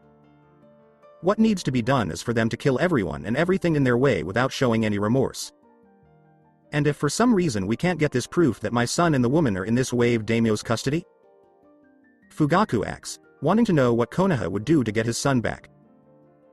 We'll send in a team to take them by force, and if we have to, we'll kill this wave daimyo. Such an offense to Konoha can't go unpunished, Danzo said firmly as Hiruzen glared at his former rival. No. We will take our two ninja back by force, but we will not kill the wave daimyo. Have you forgotten that many daimyos, including our own, hire us for missions? Any attempt to kill this woman could cause daimyos in all nations to be afraid to hire ninja for fear we will kill them, too. I agree. If we can't find proof that two of our own are in wave, we should send a team to get them after making sure of their location. Killing the wave daimyo would only make us look bad and make people afraid to hire us. Even our own fire daimyo would be afraid to be around us or give missions to ninja in general, said Shibi, who could see what Hiruzen was talking about. Agreed. It's also one of the reasons why ninjas aren't hired to kill daimyos. It's not uncommon for clients to try to do so, whether out of spite or to gain something in the end, but we all know for a fact that ninjas in all the shinobi villages have never taken such an assignment. This has kept the daimyos in our good graces and removed any doubts about our loyalty to them in terms of hired. So, the fire daimyo put together groups of ninja like the Guardian 12. We have about a year to get what we need. If worse comes to worst, we can have the fire daimyo press the wave daimyo about our suspicions with what evidence we have at the time. She has to see him for approval of getting trading lane rights once the bridge is finished, since the lane goes right through fire country. Hopefully, we can force her hand in some way during the negotiations, said Hiruzen, and everyone nodded before he called the meeting to an end. And only Jiraiya was there to talk to him about things. Why didn't you tell them Gato is dead? Jiraiya asked Hiruzen as he sighed. And put more fear in their hearts? They'd want the wave daimyo's blood even sooner. They'd want an invasion force or a small army of our best capture and retrieval teams ready to go. I won't send so many people to their deaths, Hiruzen said, still not believing half of what Jiraiya's spy told him. Suddenly, dark clouds started to gather over the water of wave. At different times, lightning strikes. And the seas were crashing because the storm was so strong. With the end result being that every ship sank and everyone at sea died. Gato's yacht was the only ship out at sea in that remote part of the world, and Hiruzen didn't think the small man could have survived a 150-foot-long tidal wave. Not when it seemed to land right on his boat in a matter of seconds in the middle of the night. We don't even know if she caused the storm. Some of my coastal and sea-experienced friends said it was strange, but I don't think it was this strange woman, this Maleficent person, Jiraiya said offhandedly to his sensei. Maybe, but Gato was the only one who paid the price for being in that storm. The storm formed over his yacht and ate it up like a hungry beast. When it was over, the storm ended suddenly, and the seas were calm again. Only one person benefited from Gato's death, Hiruzen said, and Jiraiya nodded because that much was true. Okay, I'll give you that, but if this Maleficent woman did cause the storm, the next question is, how did she do it? Jiraiya asked Hiruzen, whose eyes narrowed in thought. That part still makes no sense to me. It must be a power we've never seen before, or something we haven't had enough time to fully experience or understand, Hiruzen finally said. Maybe the toads can help me learn more about it. We have a name to go on, so it shouldn't be too hard to find out something about that power. Considering how old the Elder is, maybe they will know something about her power. When she first hit me with that power, it almost felt like nature chakra, but different. Almost. Primal, Jiraiya said while his sensei looked worried because having the power of nature chakra was one thing, but someone wielding. Look into it, Jiraiya, said Hiruzen, and Jiraiya nodded. The more we know about this woman's power, the better our chances are of freeing all of her prisoners. Right, Jiraiya said as he left through the window. Naruto, if this woman has hurt you in the years since you were with her, I may have to do something extreme to keep Konoha safe. Hiruzen thought, you'll have to pay for our safety, but it's for the best of everyone. Suddenly, he could feel the Yondaime Hokage scowling at him. For the sake of Konoha, Hiruzen chose to ignore the presence of the angry-looking eye and the two Hokages who had been in charge before the Sandame. During training on the grounds of the castle, Naruto breathed heavily. He was currently wearing ninja sandals, black pants, a white t-shirt, and ninja wrappings around his wrists and ankles. On his face, he wore more bandages to cover up his whisker marks. He also wore a standard ninja helmet to hide his blonde hair from anyone who might try to watch him. If someone from Konoha saw him, the only thing that would tell them he was Uzumaki Naruto was that his eyes were burning with fire. Haku was watching from the sidelines as he tried to use the Kabikirabocho. He was paying attention to his form, his stances, and how he moved. It wasn't easy because the sword was heavy because most of the iron in the blade came from the blood of people who had been killed. This ability was made for this weapon so that any damage that needed to be fixed could be done on the spot instead of going to a swordsmith. Still, Naruto didn't care. He kept trying to build up his muscles by using the sword as a weight and lifting the heavy object with what arm muscles he had. Even though he used chakra, Naruto knew that there was always a chance, no matter how small, that he would run out of chakra and have to rely only on his physical strength. So, after his mind had processed all the information his mother gave him from Momochi Zabuza, he worked hard to learn how to use this sword physically. From a balcony above, Maleficent was proud to see her son train hard in front of so many trained eyes who were betting on Naruto's future. The Dark Witch, on the other hand, looked down and looked at her son with pride. When Naruto rested to get his strength back, he always looked up at her and smiled with happiness in his eyes. All of Uzumaki Naruto's love, devotion, determination, and loyalty were wrapped up in a single blonde child. He was also her son. Her joy and pride. Not the child of King Stefan. Not the child of those 3 stupid fairies. This was Maleficent's child from when she was Fairy Queen. Even if he was a surrogate, it didn't matter. What did matter was that this boy was her son, and she wouldn't trade him for anything. Anyone who stood up to Maleficent for him would be killed. By her own hands, the hands of her subordinates, or, if necessary, Naruto's. My son, you will do great things. People will love you, hate you, fear you, respect you, or a mix of all of those things. But know this. I will never betray you, and I will always support you no matter what, Maleficent said to herself as she watched him train hard and gave him a loving smile when he looked up in her direction. What a wonderful boy. People in his old village were stupid to hurt him the way they did. Maleficent had a short frown when she thought about that last thought. Her talk with the Sannin had been harder than she could have imagined. Maleficent thought that the man with the spiky white hair was smarter than he looked and wasn't the super pervert that many women said he was. That he even said it out loud in front of other people. Even so, there was a reason the man was a Sannin. It was said that he was the strongest of the 3, but he was once the weakest. Maleficent didn't know until now that she would have to be careful around him next time. She is quick to make important decisions that she may or may not be able to change, even with her own powers. Mistress, Itachi whispered from behind the woman as he knelt in front of her. Report, Maleficent said in a firm voice to her spy. Itachi said, the cage is here, and he and his children are waiting to see you. Maleficent nodded and turned to face the Uchiha. Maleficent asks, did he bring his youngest? Itachi, to her surprise, shook his head no. Itachi told Maleficent, who was now frowning, no, Maleficent-sama. Even though you asked him to have his youngest son join him, he has not done so. Maleficent asks, did the cage say why Gaara wasn't with him? She knew Itachi hid his true form with a simple genjutsu that made him look like a simple servant to the cage. The cage said that he needed his weapon somewhere else and couldn't bring it here with him, even though your request was clear to him, Itachi said. Maleficent looked angry when she heard this. Oh, I see. Well, then, send him away.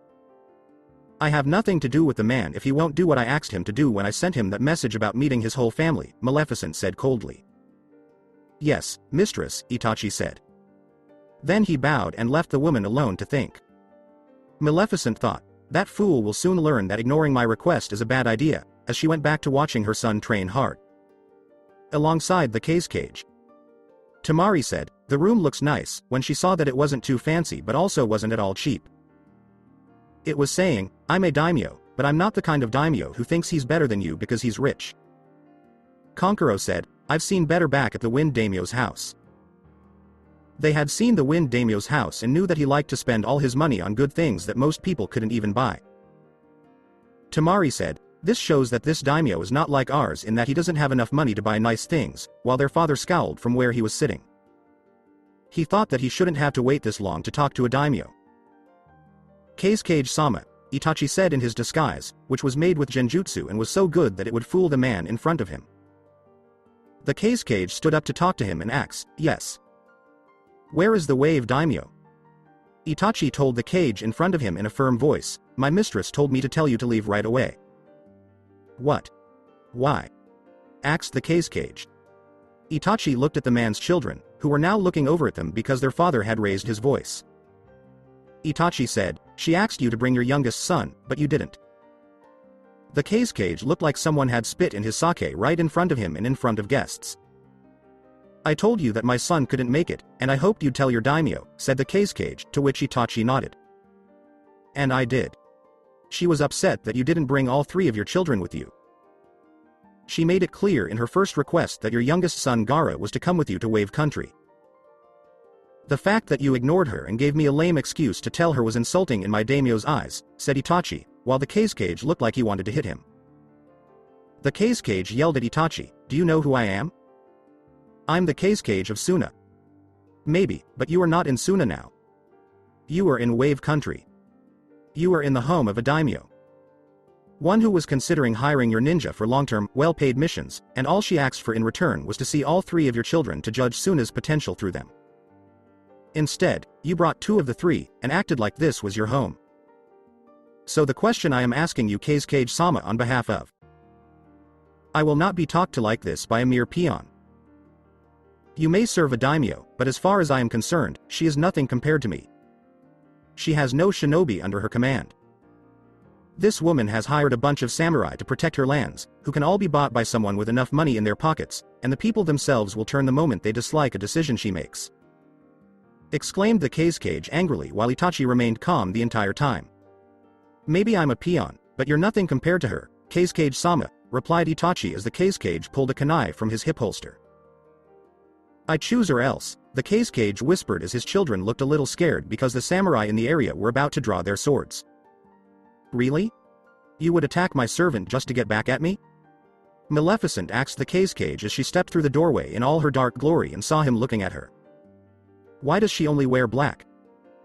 Tamari looked at Maleficent's clothes and thought, except for the devil horns, she looks like a woman in mourning. She wondered if this woman was as scary as the rumors said. If I have to, I will, said the Kage as he tried to figure out how strong this woman was who was said to have killed an A-ranked missing nin from Kiri. I see. And what about what I said in the letter I sent? I asked you to bring all 3 of your children, but I only see 2 of them, Maleficent said as the Kage glared at her. I don't have to answer to you. You may be a daimyo, but you have little in the way of strength capable of protecting it. Any country without a ninja village to show its strength is weak in my eyes. I don't know how you defeated an A-ranked missing nin, but clearly Momochi Zabuza's reputation was exaggerated, and your victory over him was a fluke, remarked the Kage with Maleficent seemingly appearing unaffected by the taunting and insults thrown her way by him. Oh, that's too bad you don't like me or my country. I had hoped we could work together on a long-term business deal that would give you a strong way to make money, especially since your wind daimyo has been cutting funding and sending missions to Konoha Shinobi instead of your village. Then again, maybe he has the right idea to hire Konoha Shinobi for jobs that need skilled ninja. His 2 kids looked so shocked that they didn't even think to defend their dad. How dare you insult me? The Kage asked Maleficent as she continued to grin at him. Yes, I dare to insult you. I dare to insult a man who can't even run his own ninja village right, Maleficent teased, and the Kage moved to kill or hurt the woman for insulting him. Before he got close enough to hit the woman, the Kage yelled, "Know your place in this world." Maleficent stopped them with a simple wave of her finger while they were in the air. Maleficent said, "Interesting. You took the words right out of my mouth," and then she threw the man hard into a wall, then another wall, then a third wall, the floor, the ceiling, and then the ground again. What does she do? How did he do that? Was that a jutsu at all? I couldn't stop her from doing whatever it was she just did, the Kage thought as he struggled to stand up and looked up at the being in front of him that was clearly more powerful. I have judged you as a potential Kage. I have used you as a yardstick for the rest of your ninja in Suna and now see that hiring any of them would be a waste of time and resources on my end. Do not come back here again unless I wish it. Do not send your ninja here unless I wish it. You dare do this to me in front of my children? I will send my youngest after you. He will tear your country apart, kill every citizen, bury every building in sand, and destroy everything you love and hold dear in this country until there is nothing left.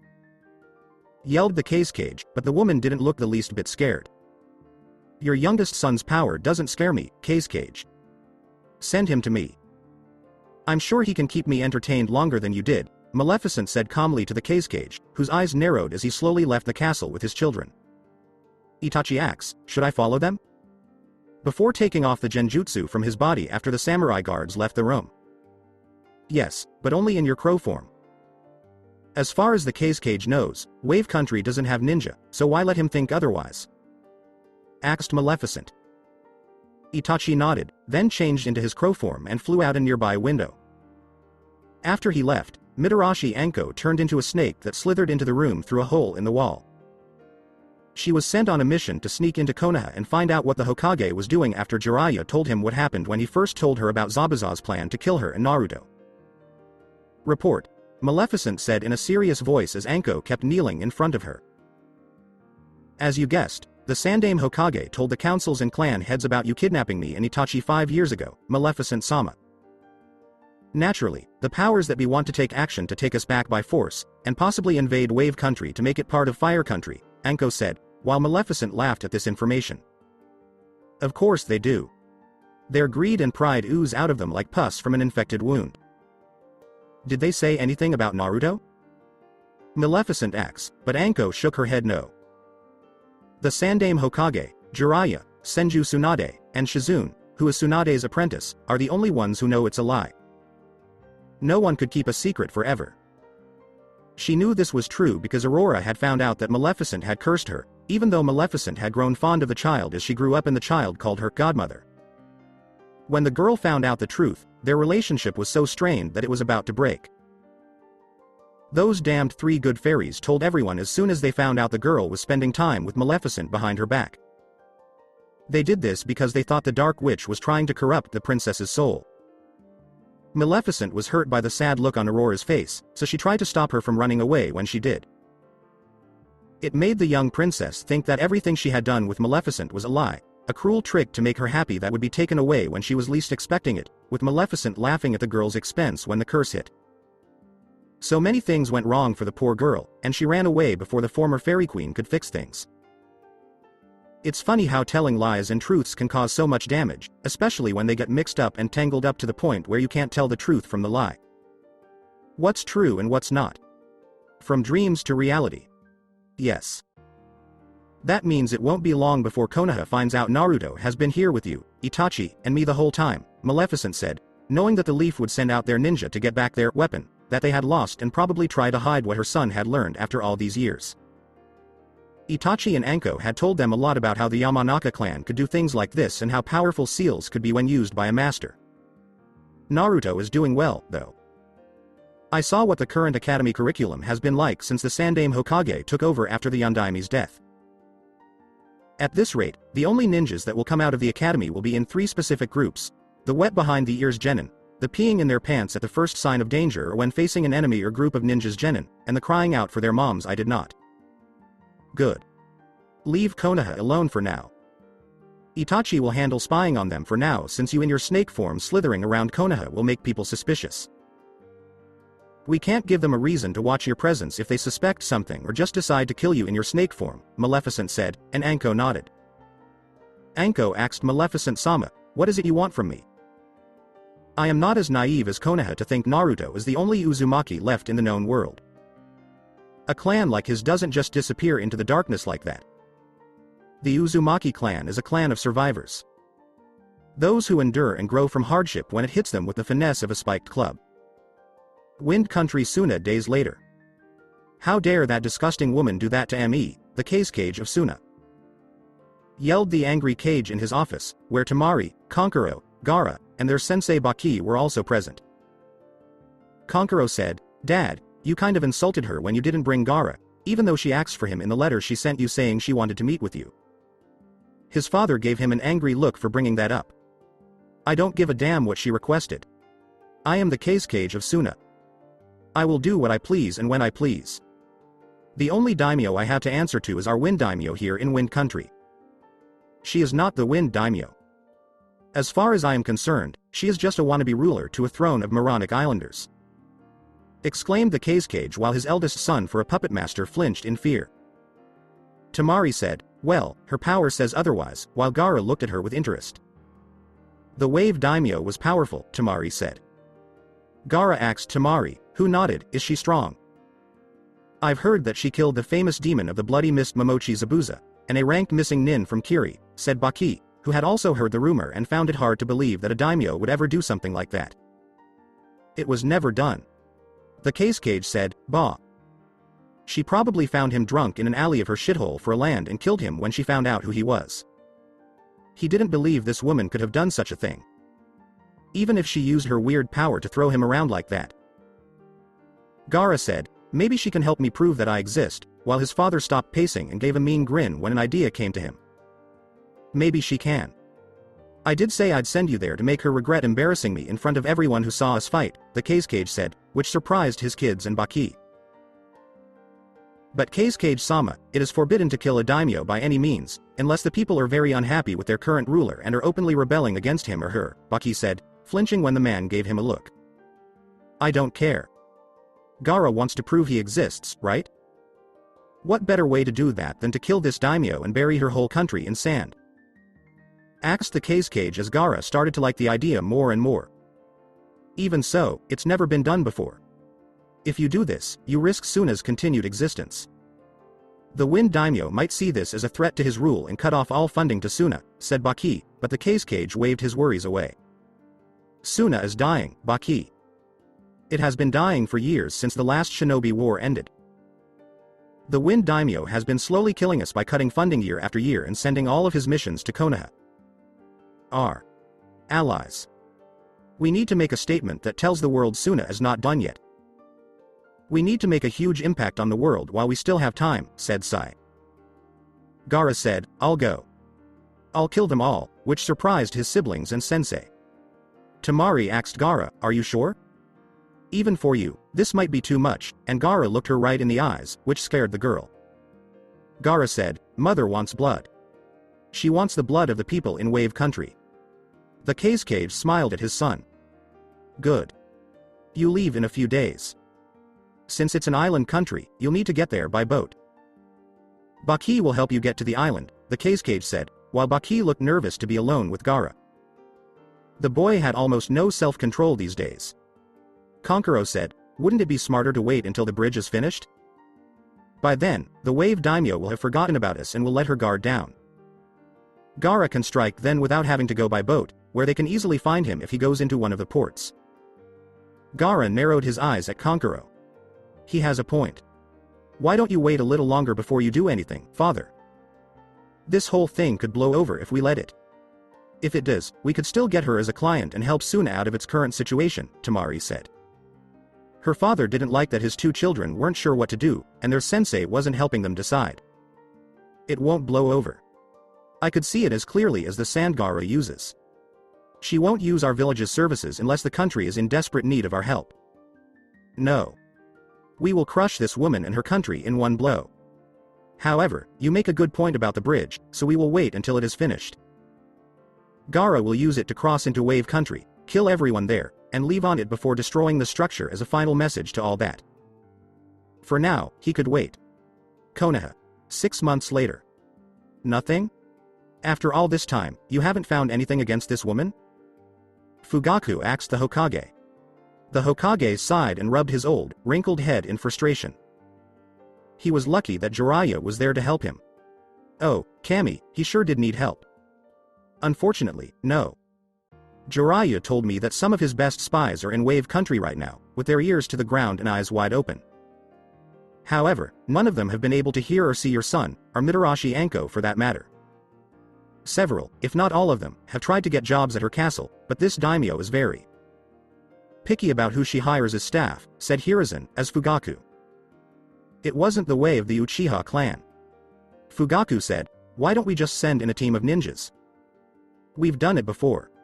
Hiruzen shook his head. Itachi is under some kind of power that makes him serve this woman. If he is using his ninja skills to protect her, he will probably use them to find the team and report back to Maleficent. If that happens, she could capture them and make a big deal out of it, even though she has no proof of why we were in her country in the first place. When Itachi told Makoto that he was still alive, she was happy, but she was angry that they couldn't do anything without proof and because politics were getting in the way. He told his wife that the evidence that this Wave Daimyo was involved in Itachi's kidnapping was weak and wouldn't hold up in front of the Fire Daimyo if he brought it up. Something Makoto reluctantly agreed with, since the evidence against Maleficent wasn't enough to make people think she had anything to do with Itachi being taken. Even if her motherly instincts had taken over and she had screamed at the other woman for what she had done and demanded that she storm Wave Country herself to get her baby boy back. Even though Itachi was an adult now, she still called him her baby boy.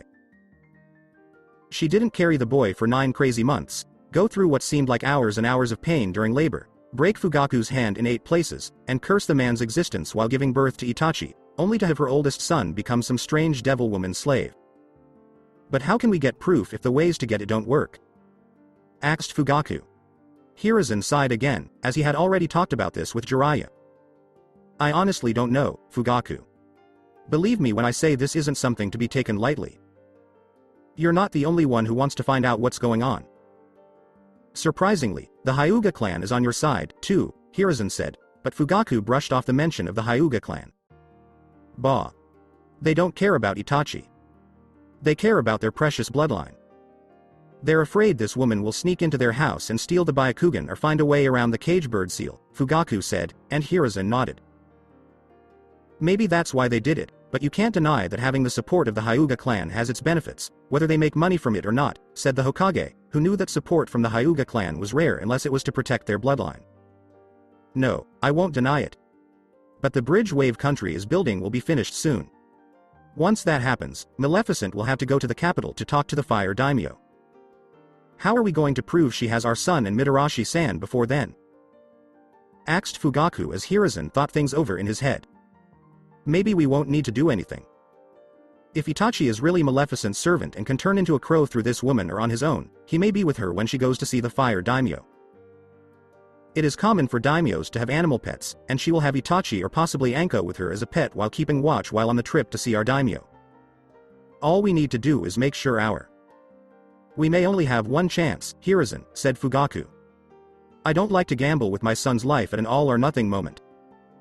Hiruzen nodded. Nor do I, Fugaku. I do not wish anything to befall your son. He was and will always be a valued member of Konoha. Both as a citizen and a ninja. I have always thought highly of Itachi and the Uchiha clan by that extension. If I didn't, I wouldn't have brought what had happened to the councils, and the clan head's attention after it first happened, explained Hiruzen with Fugaku reluctantly nodding since the Uchiha clan head knew that much was true. It also helped get rid of the mistrust that people had of us, Fugaku said, and the Hokage nodded. That's another reason why I told them about the kidnapping. The Uchiha clan was being unfairly mistrusted, and while I wish your son hadn't been taken, it was a blessing in disguise from Kami, said Hiruzen. Fugaku sighed again because he couldn't deny that painful truth either. And what is the status of the Kyuubi Jinchuriki? Is he still in his coma? Asked Fugaku coldly, while Hiruzen frowned for a moment at the question. Unfortunately, yes. Why? Asked Hiruzen, as Fugaku frowned even more. If the Jinchuriki was awake, it would help to have a witness to confirm that this woman took him, Itachi, and Mitarashi-san before she dumped his body, said Fugaku, with Hiruzen frowning because the Uchiha wouldn't even say the boy's name. Unfortunately, the reason behind the boy's coma is something Tsunade herself has been unable to fix, or what caused the coma in the first place. For all we know, the source of the coma is the very power this Maleficent has used on Itachi and Anko to keep them enslaved. Tsunade theorizes that if it is this power, the only one capable of breaking it is Maleficent, and only of her own volition, replied Hiruzen with Fugaku clenching his fists and teeth in anger. As usual, Fugaku said, that means our only witness to her crimes is useless, since he had never thought the boy was worth much other than being a weapon. A weapon that Hiruzen wouldn't let grow into a violent demon beast that they could use against enemies like Iwa and Kumo. Even though it sounded a lot like Danzo's way of thinking, Fugaku didn't want to kill all of the peons. Instead, he wanted to keep some of them alive so he could build on them and rule over them. What was the point of beating your enemies if there was no one left to rule over? The boy is not useless, and it's the village's fault that Konoha hasn't done much to help him become a normal boy, Hiruzen said, knowing that this argument with Fugaku had made the Uchiha laugh in the past, just like it did now. Normal boy? Please. If I were Hokage, the boy would have crushed Iwa by now with his power, said Fugaku as he left, while Hiruzen scowled. If you were Hokage, every ninja village would come after us.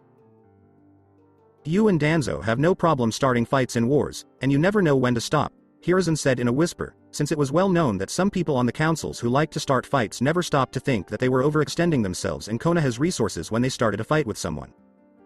They often did. Orochimaru's main base is in Rice Country. The Sannin was grinning his usual smile as he watched his experiments float in tanks, be operated on, or wait in holding cells to be put in the first two places. He was getting closer to finding immortality. Since he used the first curse seal on Anko, he had improved it, and he now had a wide range of bodies to choose from when it was time to change bodies. His spy, Kabuto, told him what was going on in Konoha. He was amused to hear that they think the wave daimyo known as Maleficent took not only Itachi Uchiha but also Anko, who used to be one of Itachi's students. How crazy. Daimyos were in charge of the land they ran. This much was clear. A fact that has been known since the beginning of war between the elemental countries. But to take them away? Make them slaves? Ha. Even worse, Kiri spread rumors that this wave daimyo had killed one of their rogues, missing Nin, and the former 7 swordsmen of the mist. This thing they call Maleficent. He would usually send Kabuto or one of his other spies to find out if the rumor was true or not. Unfortunately, Konoha got involved not too long ago, and Jiraiya was probably getting involved as well, with his own spies trying to sneak up on this woman and find out what she plans to do once the bridge is finished. It was safer and easier for Kabuto to let Jiraiya's spies do all the work and then send Kabuto the information. Orochimaru decided to work on other things for now, so he watched as the red-haired girl Karen took different specimen jars out of the lab to put away. He thought that the girl might be an Uzumaki, but he wasn't sure if that was true. Orochimaru would have taken a blood sample from the girl and analyzed it himself if he didn't have so many other things to do. But it wasn't very important right now, so the Sannin didn't do anything about it. He just made a mental note to take care of it when he had more time. If only he had known what it would cost him in the long run. As the snake Sannin worked in his lab under one of the small villages he used as his base, sound, he didn't notice a snake moving around in the shadows. A snake in a lab might seem strange to most people, but not to Orochimaru. He was often surrounded by snakes, and they all knew not to bite him.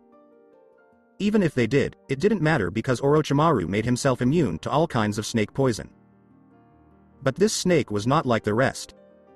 This snake didn't belong to the usual group of snakes. It moved around the labs and other places where Orochimaru spent most of his days. This snake, which looked like a python, moved slowly across the ground, its eyes fixed on the back of Orochimaru's head. The eyes just looked at each other for a moment before giving off a green, fiery glow and looking around the room. When the snake saw that what it was looking for wasn't in the room, it slithered out of the lab and away from Orochimaru. It resisted the strong urge to go up to the Sannin and bite him in the behind. Sad to say, the snake's mistress's orders were more important than any desire for revenge, and it was very dangerous to disobey one's master.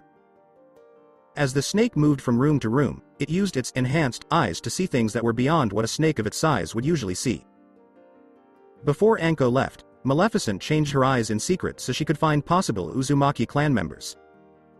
And not just the ones with full blood. Maleficent knew there was always a chance that there were other people with Uzumaki blood who were not full-blooded.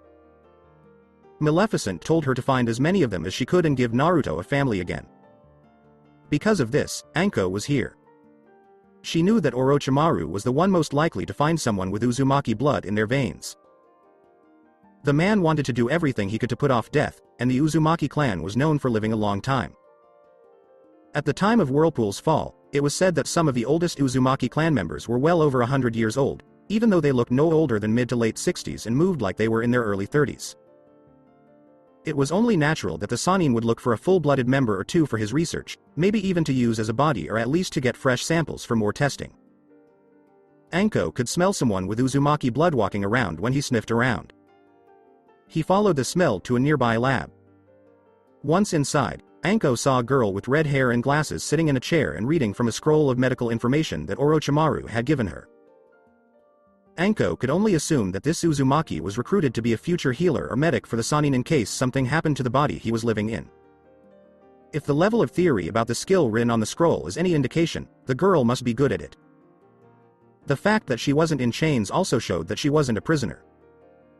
This girl chose to be here. Or at least didn't know that Orochimaru was using her for his own purposes. At least not yet. That would soon change. As Anko looked at the target from under a lab table in the shadows of the room, her eyes got a little brighter, and another special power that Maleficent had given the woman went into effect. You might ask, what is this power? Maleficent had to be able to see exactly what the girl saw with her own eyes in order to make the final decision about the girl. Excellent, my dear. You've found, and it's a full-blooded Uzumaki. I hate your former master, but I do have to give him credit for finding such a person so quickly. Now that I have a confirmed lock on her chakra signature, focus on the rest of this base and keep looking for more of my son's relatives. If this Sannin you hate already has one full-blooded Uzumaki, it's likely he has more. Find them. Yes, mistress, thought Anko, knowing that Maleficent had locked onto the girl's chakra signature through her eyes and could take this Uzumaki away at any time in the next 24 hours. Anko slithered out of the lab and went to the rooms where Orochimaru's personal guard lived. Orochimaru had chosen the guard himself to protect him. Each was given a curse seal, which was meant to boost their power and skills to the point where it would take a group of Junin working together to bring one of them down. Even if they all worked together and fought as one, they might be able to beat Orochimaru. If the curse seals let it happen. Even though Anko wasn't really interested in all 4 of the bodyguards at this time. She was really only interested in one of the 4 at the time. The one she sensed was an Uzumaki, if her snake nose on her python head was right about the smell coming from one of the rooms where a rude redhead with the name Tayuya was swearing a lot into a vent at a big, round-bellied man in the group. It sounds like they were arguing, and the fat one said that the girl wasn't acting like a girl should. Tayuya said, "Fucking fat asshole. Why don't you come in here and say all those things to my face?" As she hit the wall and the guy on the other side mumbled something neither woman could hear. Well, let's see. Red locks? Be sure. Getting angry? Be sure. Behavior like a boy? Be sure. Have a bad day and swear like a sailor? Check, even if it seems like a lot. Then again, she works for Orochimaru, which could explain some things. Now let's see what I can see about this girl, Anko thought as she looked into the dark corner of the room. She saw that this girl was also an Uzumaki, just like the other one who wore glasses. The only difference here was that Tayuya had a curse seal on her, which only made some of the female Uzumaki traits stronger. Namely, their boyish behavior and their need to hit things or people when they were mad. I see her too, my child. That curse seal she has on her neck is not like yours. It's not only different, I sense it is complete in terms of what it was designed for when used. Such a perverse way of cheating death when you think about it. Using one's own soul in the seal to anchor you into the body when needing to jump into it. So pathetic. The man is not a snake at all. Just a leech sucking the life out of everyone he bites down on, whether his curse seal is successful or not. But that is beside the point now. From what your eyes and your nose have told me regarding your stay here in this base of your former master, I think it is safe to say these 2 Uzumaki girls are the only ones in his possession. I can only wonder if your former master even realizes they are members of the Uzumaki? Oh well, we can find out when I ask the girls about it after I bring them here. Slither on home, child. You have done enough for me today, and you can always return later or find one of his other bases in the future when time permits, commanded Maleficent, with Anko now nodding before she did just that, while knowing her eyes had tagged the girl with a magic aura only Maleficent could see and use how she wished. Orochimaru wouldn't even notice that 2 of his subordinates were missing until the next day. If this happened, it would also be too late to use the hand sign sequence needed to activate Tayuya's curse seal, which was meant to kill her in a very painful way. And by painful way, Orochimaru set up the seal so that it would burn Tayuya's chakra coils from the inside out before letting the poisonous nature of the act burn through her nerves like acid. Wave Country, a daimyo throne room. A few minutes later. Maleficent smiled as she looked at her 2 new pets. They were, in fact, Uzumaki. Also full-blooded. Both she and her son lost their parents when they were young, but both still had parents when they were babies. Unfortunately, it was clear that their parents had died when they were too young to remember anything about them. Instead, they only had vague memories that became less clear over time. Tayuya said, "I don't know who or what you are, but you just made a big fucking mistake by stealing me." She was about to curse, but a metal plate magically appeared over her mouth and stopped her. So, the girl's foul-mouthed tantrum was put to an end. You have such a bad mouth, girl. It's even worse than what Anko said. We'll have to fix that, Maleficent said as she looked at the angry, glaring red-haired Tayuya, who was being held in place by magic chains that also stopped her from using her chakra. They are both. The other girl, whose name was Karen, asks, Why are we here? That's a great question, especially coming from such a nice girl. Much better than your female polar opposite, Maleficent said with a smirk, as Tayuya continued to glare and swear from behind her metal plate barrier. The reason you are here is because of her son, said Anko from behind the 2 red heads. Huh? Her son? Karen asked as she looked back at Anko and then at Maleficent.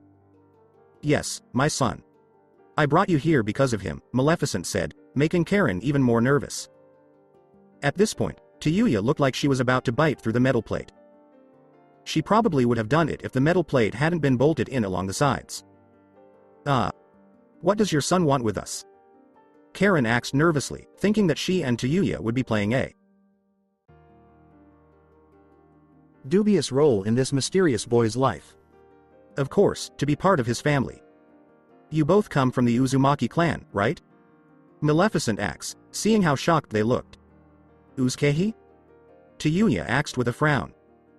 Before joining Orochimaru's group, she hadn't thought much about her family. How do you know that? Not even Orochimaru knows that secret. Asked Karen as Maleficent smiled and Tayuya looked surprised. Because my son is half Uzumaki. I used that to lock onto your full-blooded one. I am surprised Orochimaru didn't know he had two full-blooded Uzumaki in his hands, Maleficent said. Karen and Tayuya looked at each other. We're related? Karen and Tayuya had the same thought at the same time. As things stand, you're wasting your lives working for Orochimaru, and he would have thrown you away once you were no longer useful. Don't deny it, Maleficent said, and the girls grumbled because they knew she was right. What about your son? You said he was an Uzumaki, Karen asks, hoping that neither of them would find this too strange. Of course, Naruto-kun. Please show yourself to these girls. They want to meet a member of their long-lost clan, Maleficent said as her son suddenly appeared from the darkness near the woman's throne, carrying the huge sword on his shoulders. When Tayuya saw the blonde-haired boy, she thought, well, at least he's not ugly. She was glad that a member of her clan wasn't a wimp. His chakra is very big. Why didn't I see it before? Karen thought as she saw the boy make a small bow in front of them. It's an honor to meet fellow members of my clan. My name is Naruto Uzumaki. I'm sure you have a lot of questions, but you can rest assured that you won't be treated like prisoners or slaves while you live here in this castle. To me, you are and will always be considered above all else. Family, Naruto said, shocking the girls. He then looked at his mother, who nodded in agreement and freed the girls with a wave of her index finger. Maleficent did make sure that the metal plate on Tayuya's mouth stayed there, which made the girl even more angry. You really want us to be your family? Asked Karen. Naruto nodded. I didn't have one before I met my mother. If it weren't for her, Itachi, and Anko helping me learn, I wouldn't even know I had a clan, Naruto said, and Karen nodded before her eyes opened wide. Wait, you said your name was Naruto Uzumaki, right? Like the Jinchuriki from Konoha? Asked Karen. Naruto shook his head. Naruto said, I used to live in Konoha, but after everything I've been through, I can't call that place home. Karen nodded shyly because she knew what he meant. It wasn't a big secret that people didn't like or treat Jinchuriki well. Sorry. It sounds like life there was pretty bad, said Karen, and Naruto gave her a sad smile. Yeah, it was bad, but when Ka-san came into my life, everything changed, Naruto said, smiling at Maleficent. Maleficent smiled softly at him before looking back at Tayuya and seeing the girl glaring angrily and pointing to the metal plate. I'll take off the metal plate, but you have to promise not to swear in front of me. If you do, I'll make sure you never speak again, and the only way you can eat is if food is shoved up your nose, Maleficent said, making Tayuya narrow her eyes. YKJR VJDUFG. Said Tayuya, which would be, you're bluffing. In English. Oh, I'm not bluffing, dear girl. You may be important to my son, but I won't let you swear in front of me or hurt my child. If you do either of those things, I promise you one thing above all others. If you anger me, Orochimaru will be the last thing you have to worry about, Maleficent said as she put a firm hand on Tayuya's shoulder and whispered her threat into her ear. Orochimaru was nothing compared to the woman's strength, so Tayuya could only nod quickly. Maleficent smiled as she took the metal plate off the girl's mouth.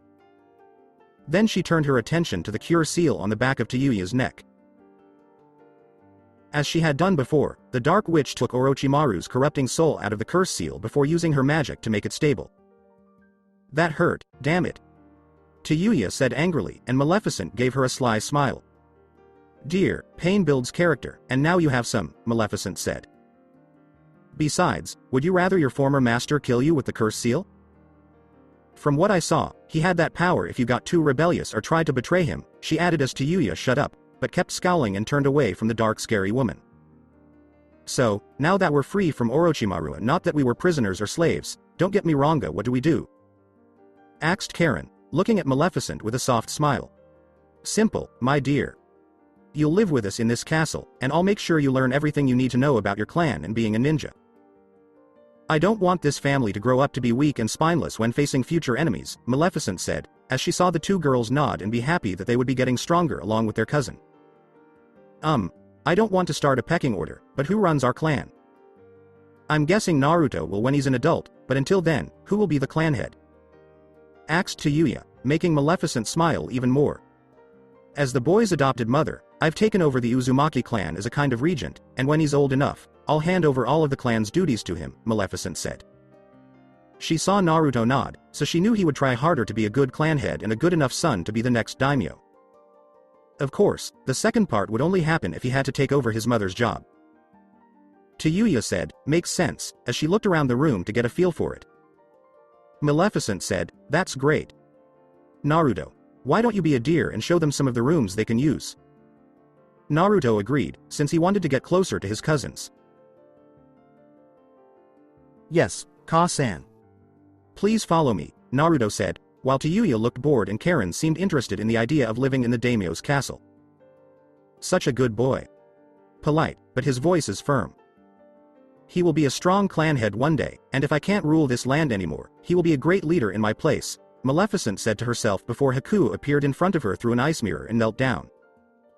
Maleficent-sama, I have news about the bridge, Haku said in a whisper. Maleficent said, I'm listening, Haku, because she had asked Haku to find out what was going on with the bridge. Haku told Maleficent, Tazuna says that at the rate things are going, the bridge will be finished soon after Naruto-sama's 12th birthday. Maleficent nodded and was very happy to hear this. That's great news. Let me know when he's done so I can check out the bridge for myself. When I think it's ready, I'll go talk to the Fire Daimyo about trading rights and getting access to the trade lanes so we can reach new partners we couldn't reach by sea, Maleficent said, and Haku nodded. I'll tell him right away, Haku said, and her mistress nodded.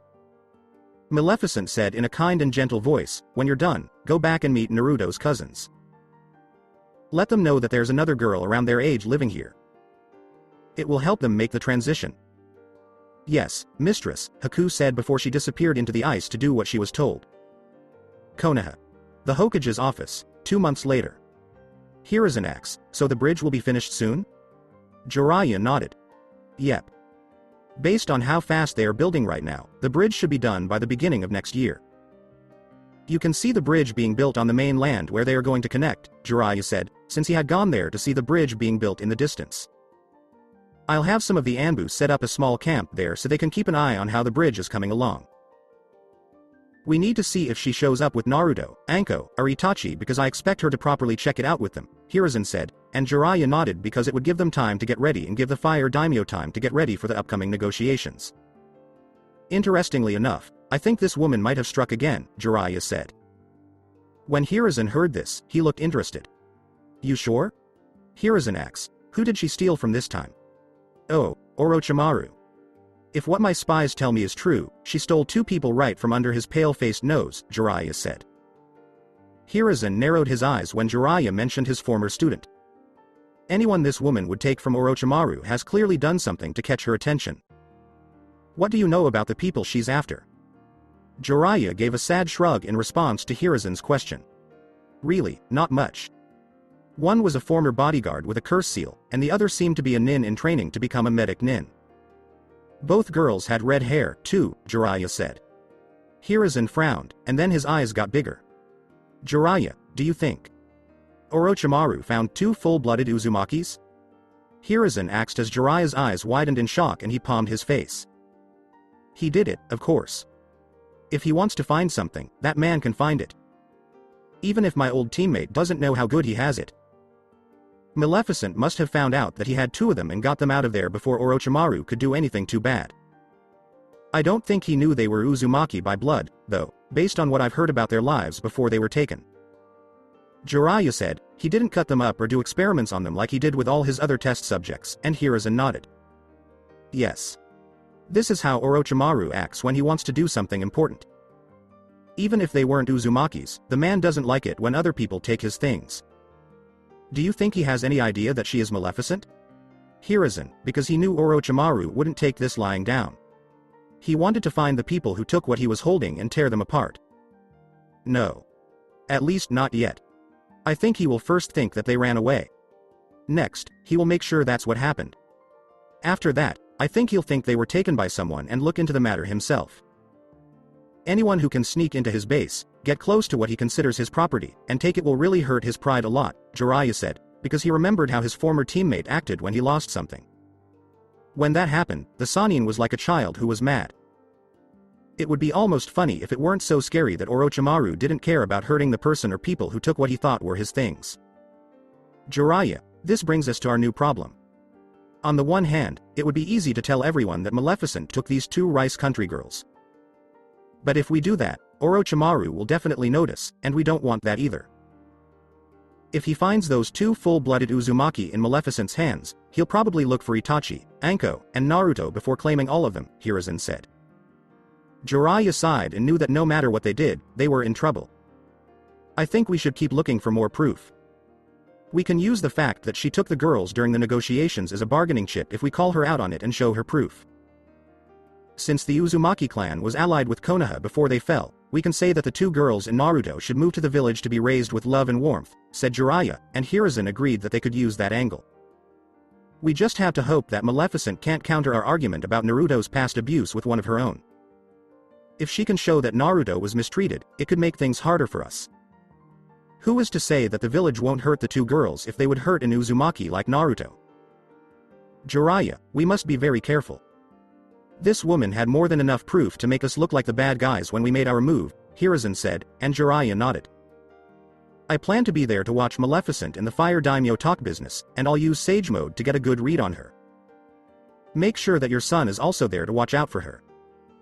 As one of the Guardian 12, he has a good reason to keep an eye on the talks, Jiraiya said, and Hiruzen nodded. I wanted Asuma to become a Junin sensei at the end of this coming year, after the latest group of students from the academy had graduated. I do expect him to, but he hasn't been in Konoha as much as I'd like, and I wanted him to look at all the right potential students with the other Junin who were assigned Genin teams. This year, almost a third of our possible graduates are clan heirs, said Hiruzen, making Jiraiya laugh because that rarely happened. Are they even ready to finish school, sensei? I mean, the standards at the academy have gotten worse since you came back from retirement. They'd be about the same age as Naruto, right? Jiraiya asks, and Hiruzen gave a nod. When the time comes, I think they'll be ready. After they graduate, I'm making sure that their senseis, who have a lot more experience, pay a lot of attention to their training. I will tell them they have to do it. Your spies say that there has been a lot going on in Iwa and Kumo lately. Suna is also acting strange. The elemental countries Jiraiya are in a state of unrest. I don't know if this Maleficent is to blame or not, but I do know that she is not someone to underestimate. Be careful, Hiruzen said, and Jiraiya nodded. Yes, teacher. Trust me, Jiraiya said before he jumped out of the window. I believe in you, Jiraiya. I don't trust this strange woman and her powers, Hiruzen said in a whisper. He knew they were playing or would soon be playing a very dangerous game. Politics was usually about who had the most power or the biggest stick, and the person with the most power or the biggest stick usually won in the end. Even more so if the person holding the bigger stick didn't mind using it to beat the other person into submission. Or death. Hiruzen had heard that Maleficent carried a big stick and wasn't afraid to use it. So that's it for today. I hope you guys enjoyed it. Don't forget to like, share and subscribe to the channel for more awesome stories like this. Thank you. See you all in my next video.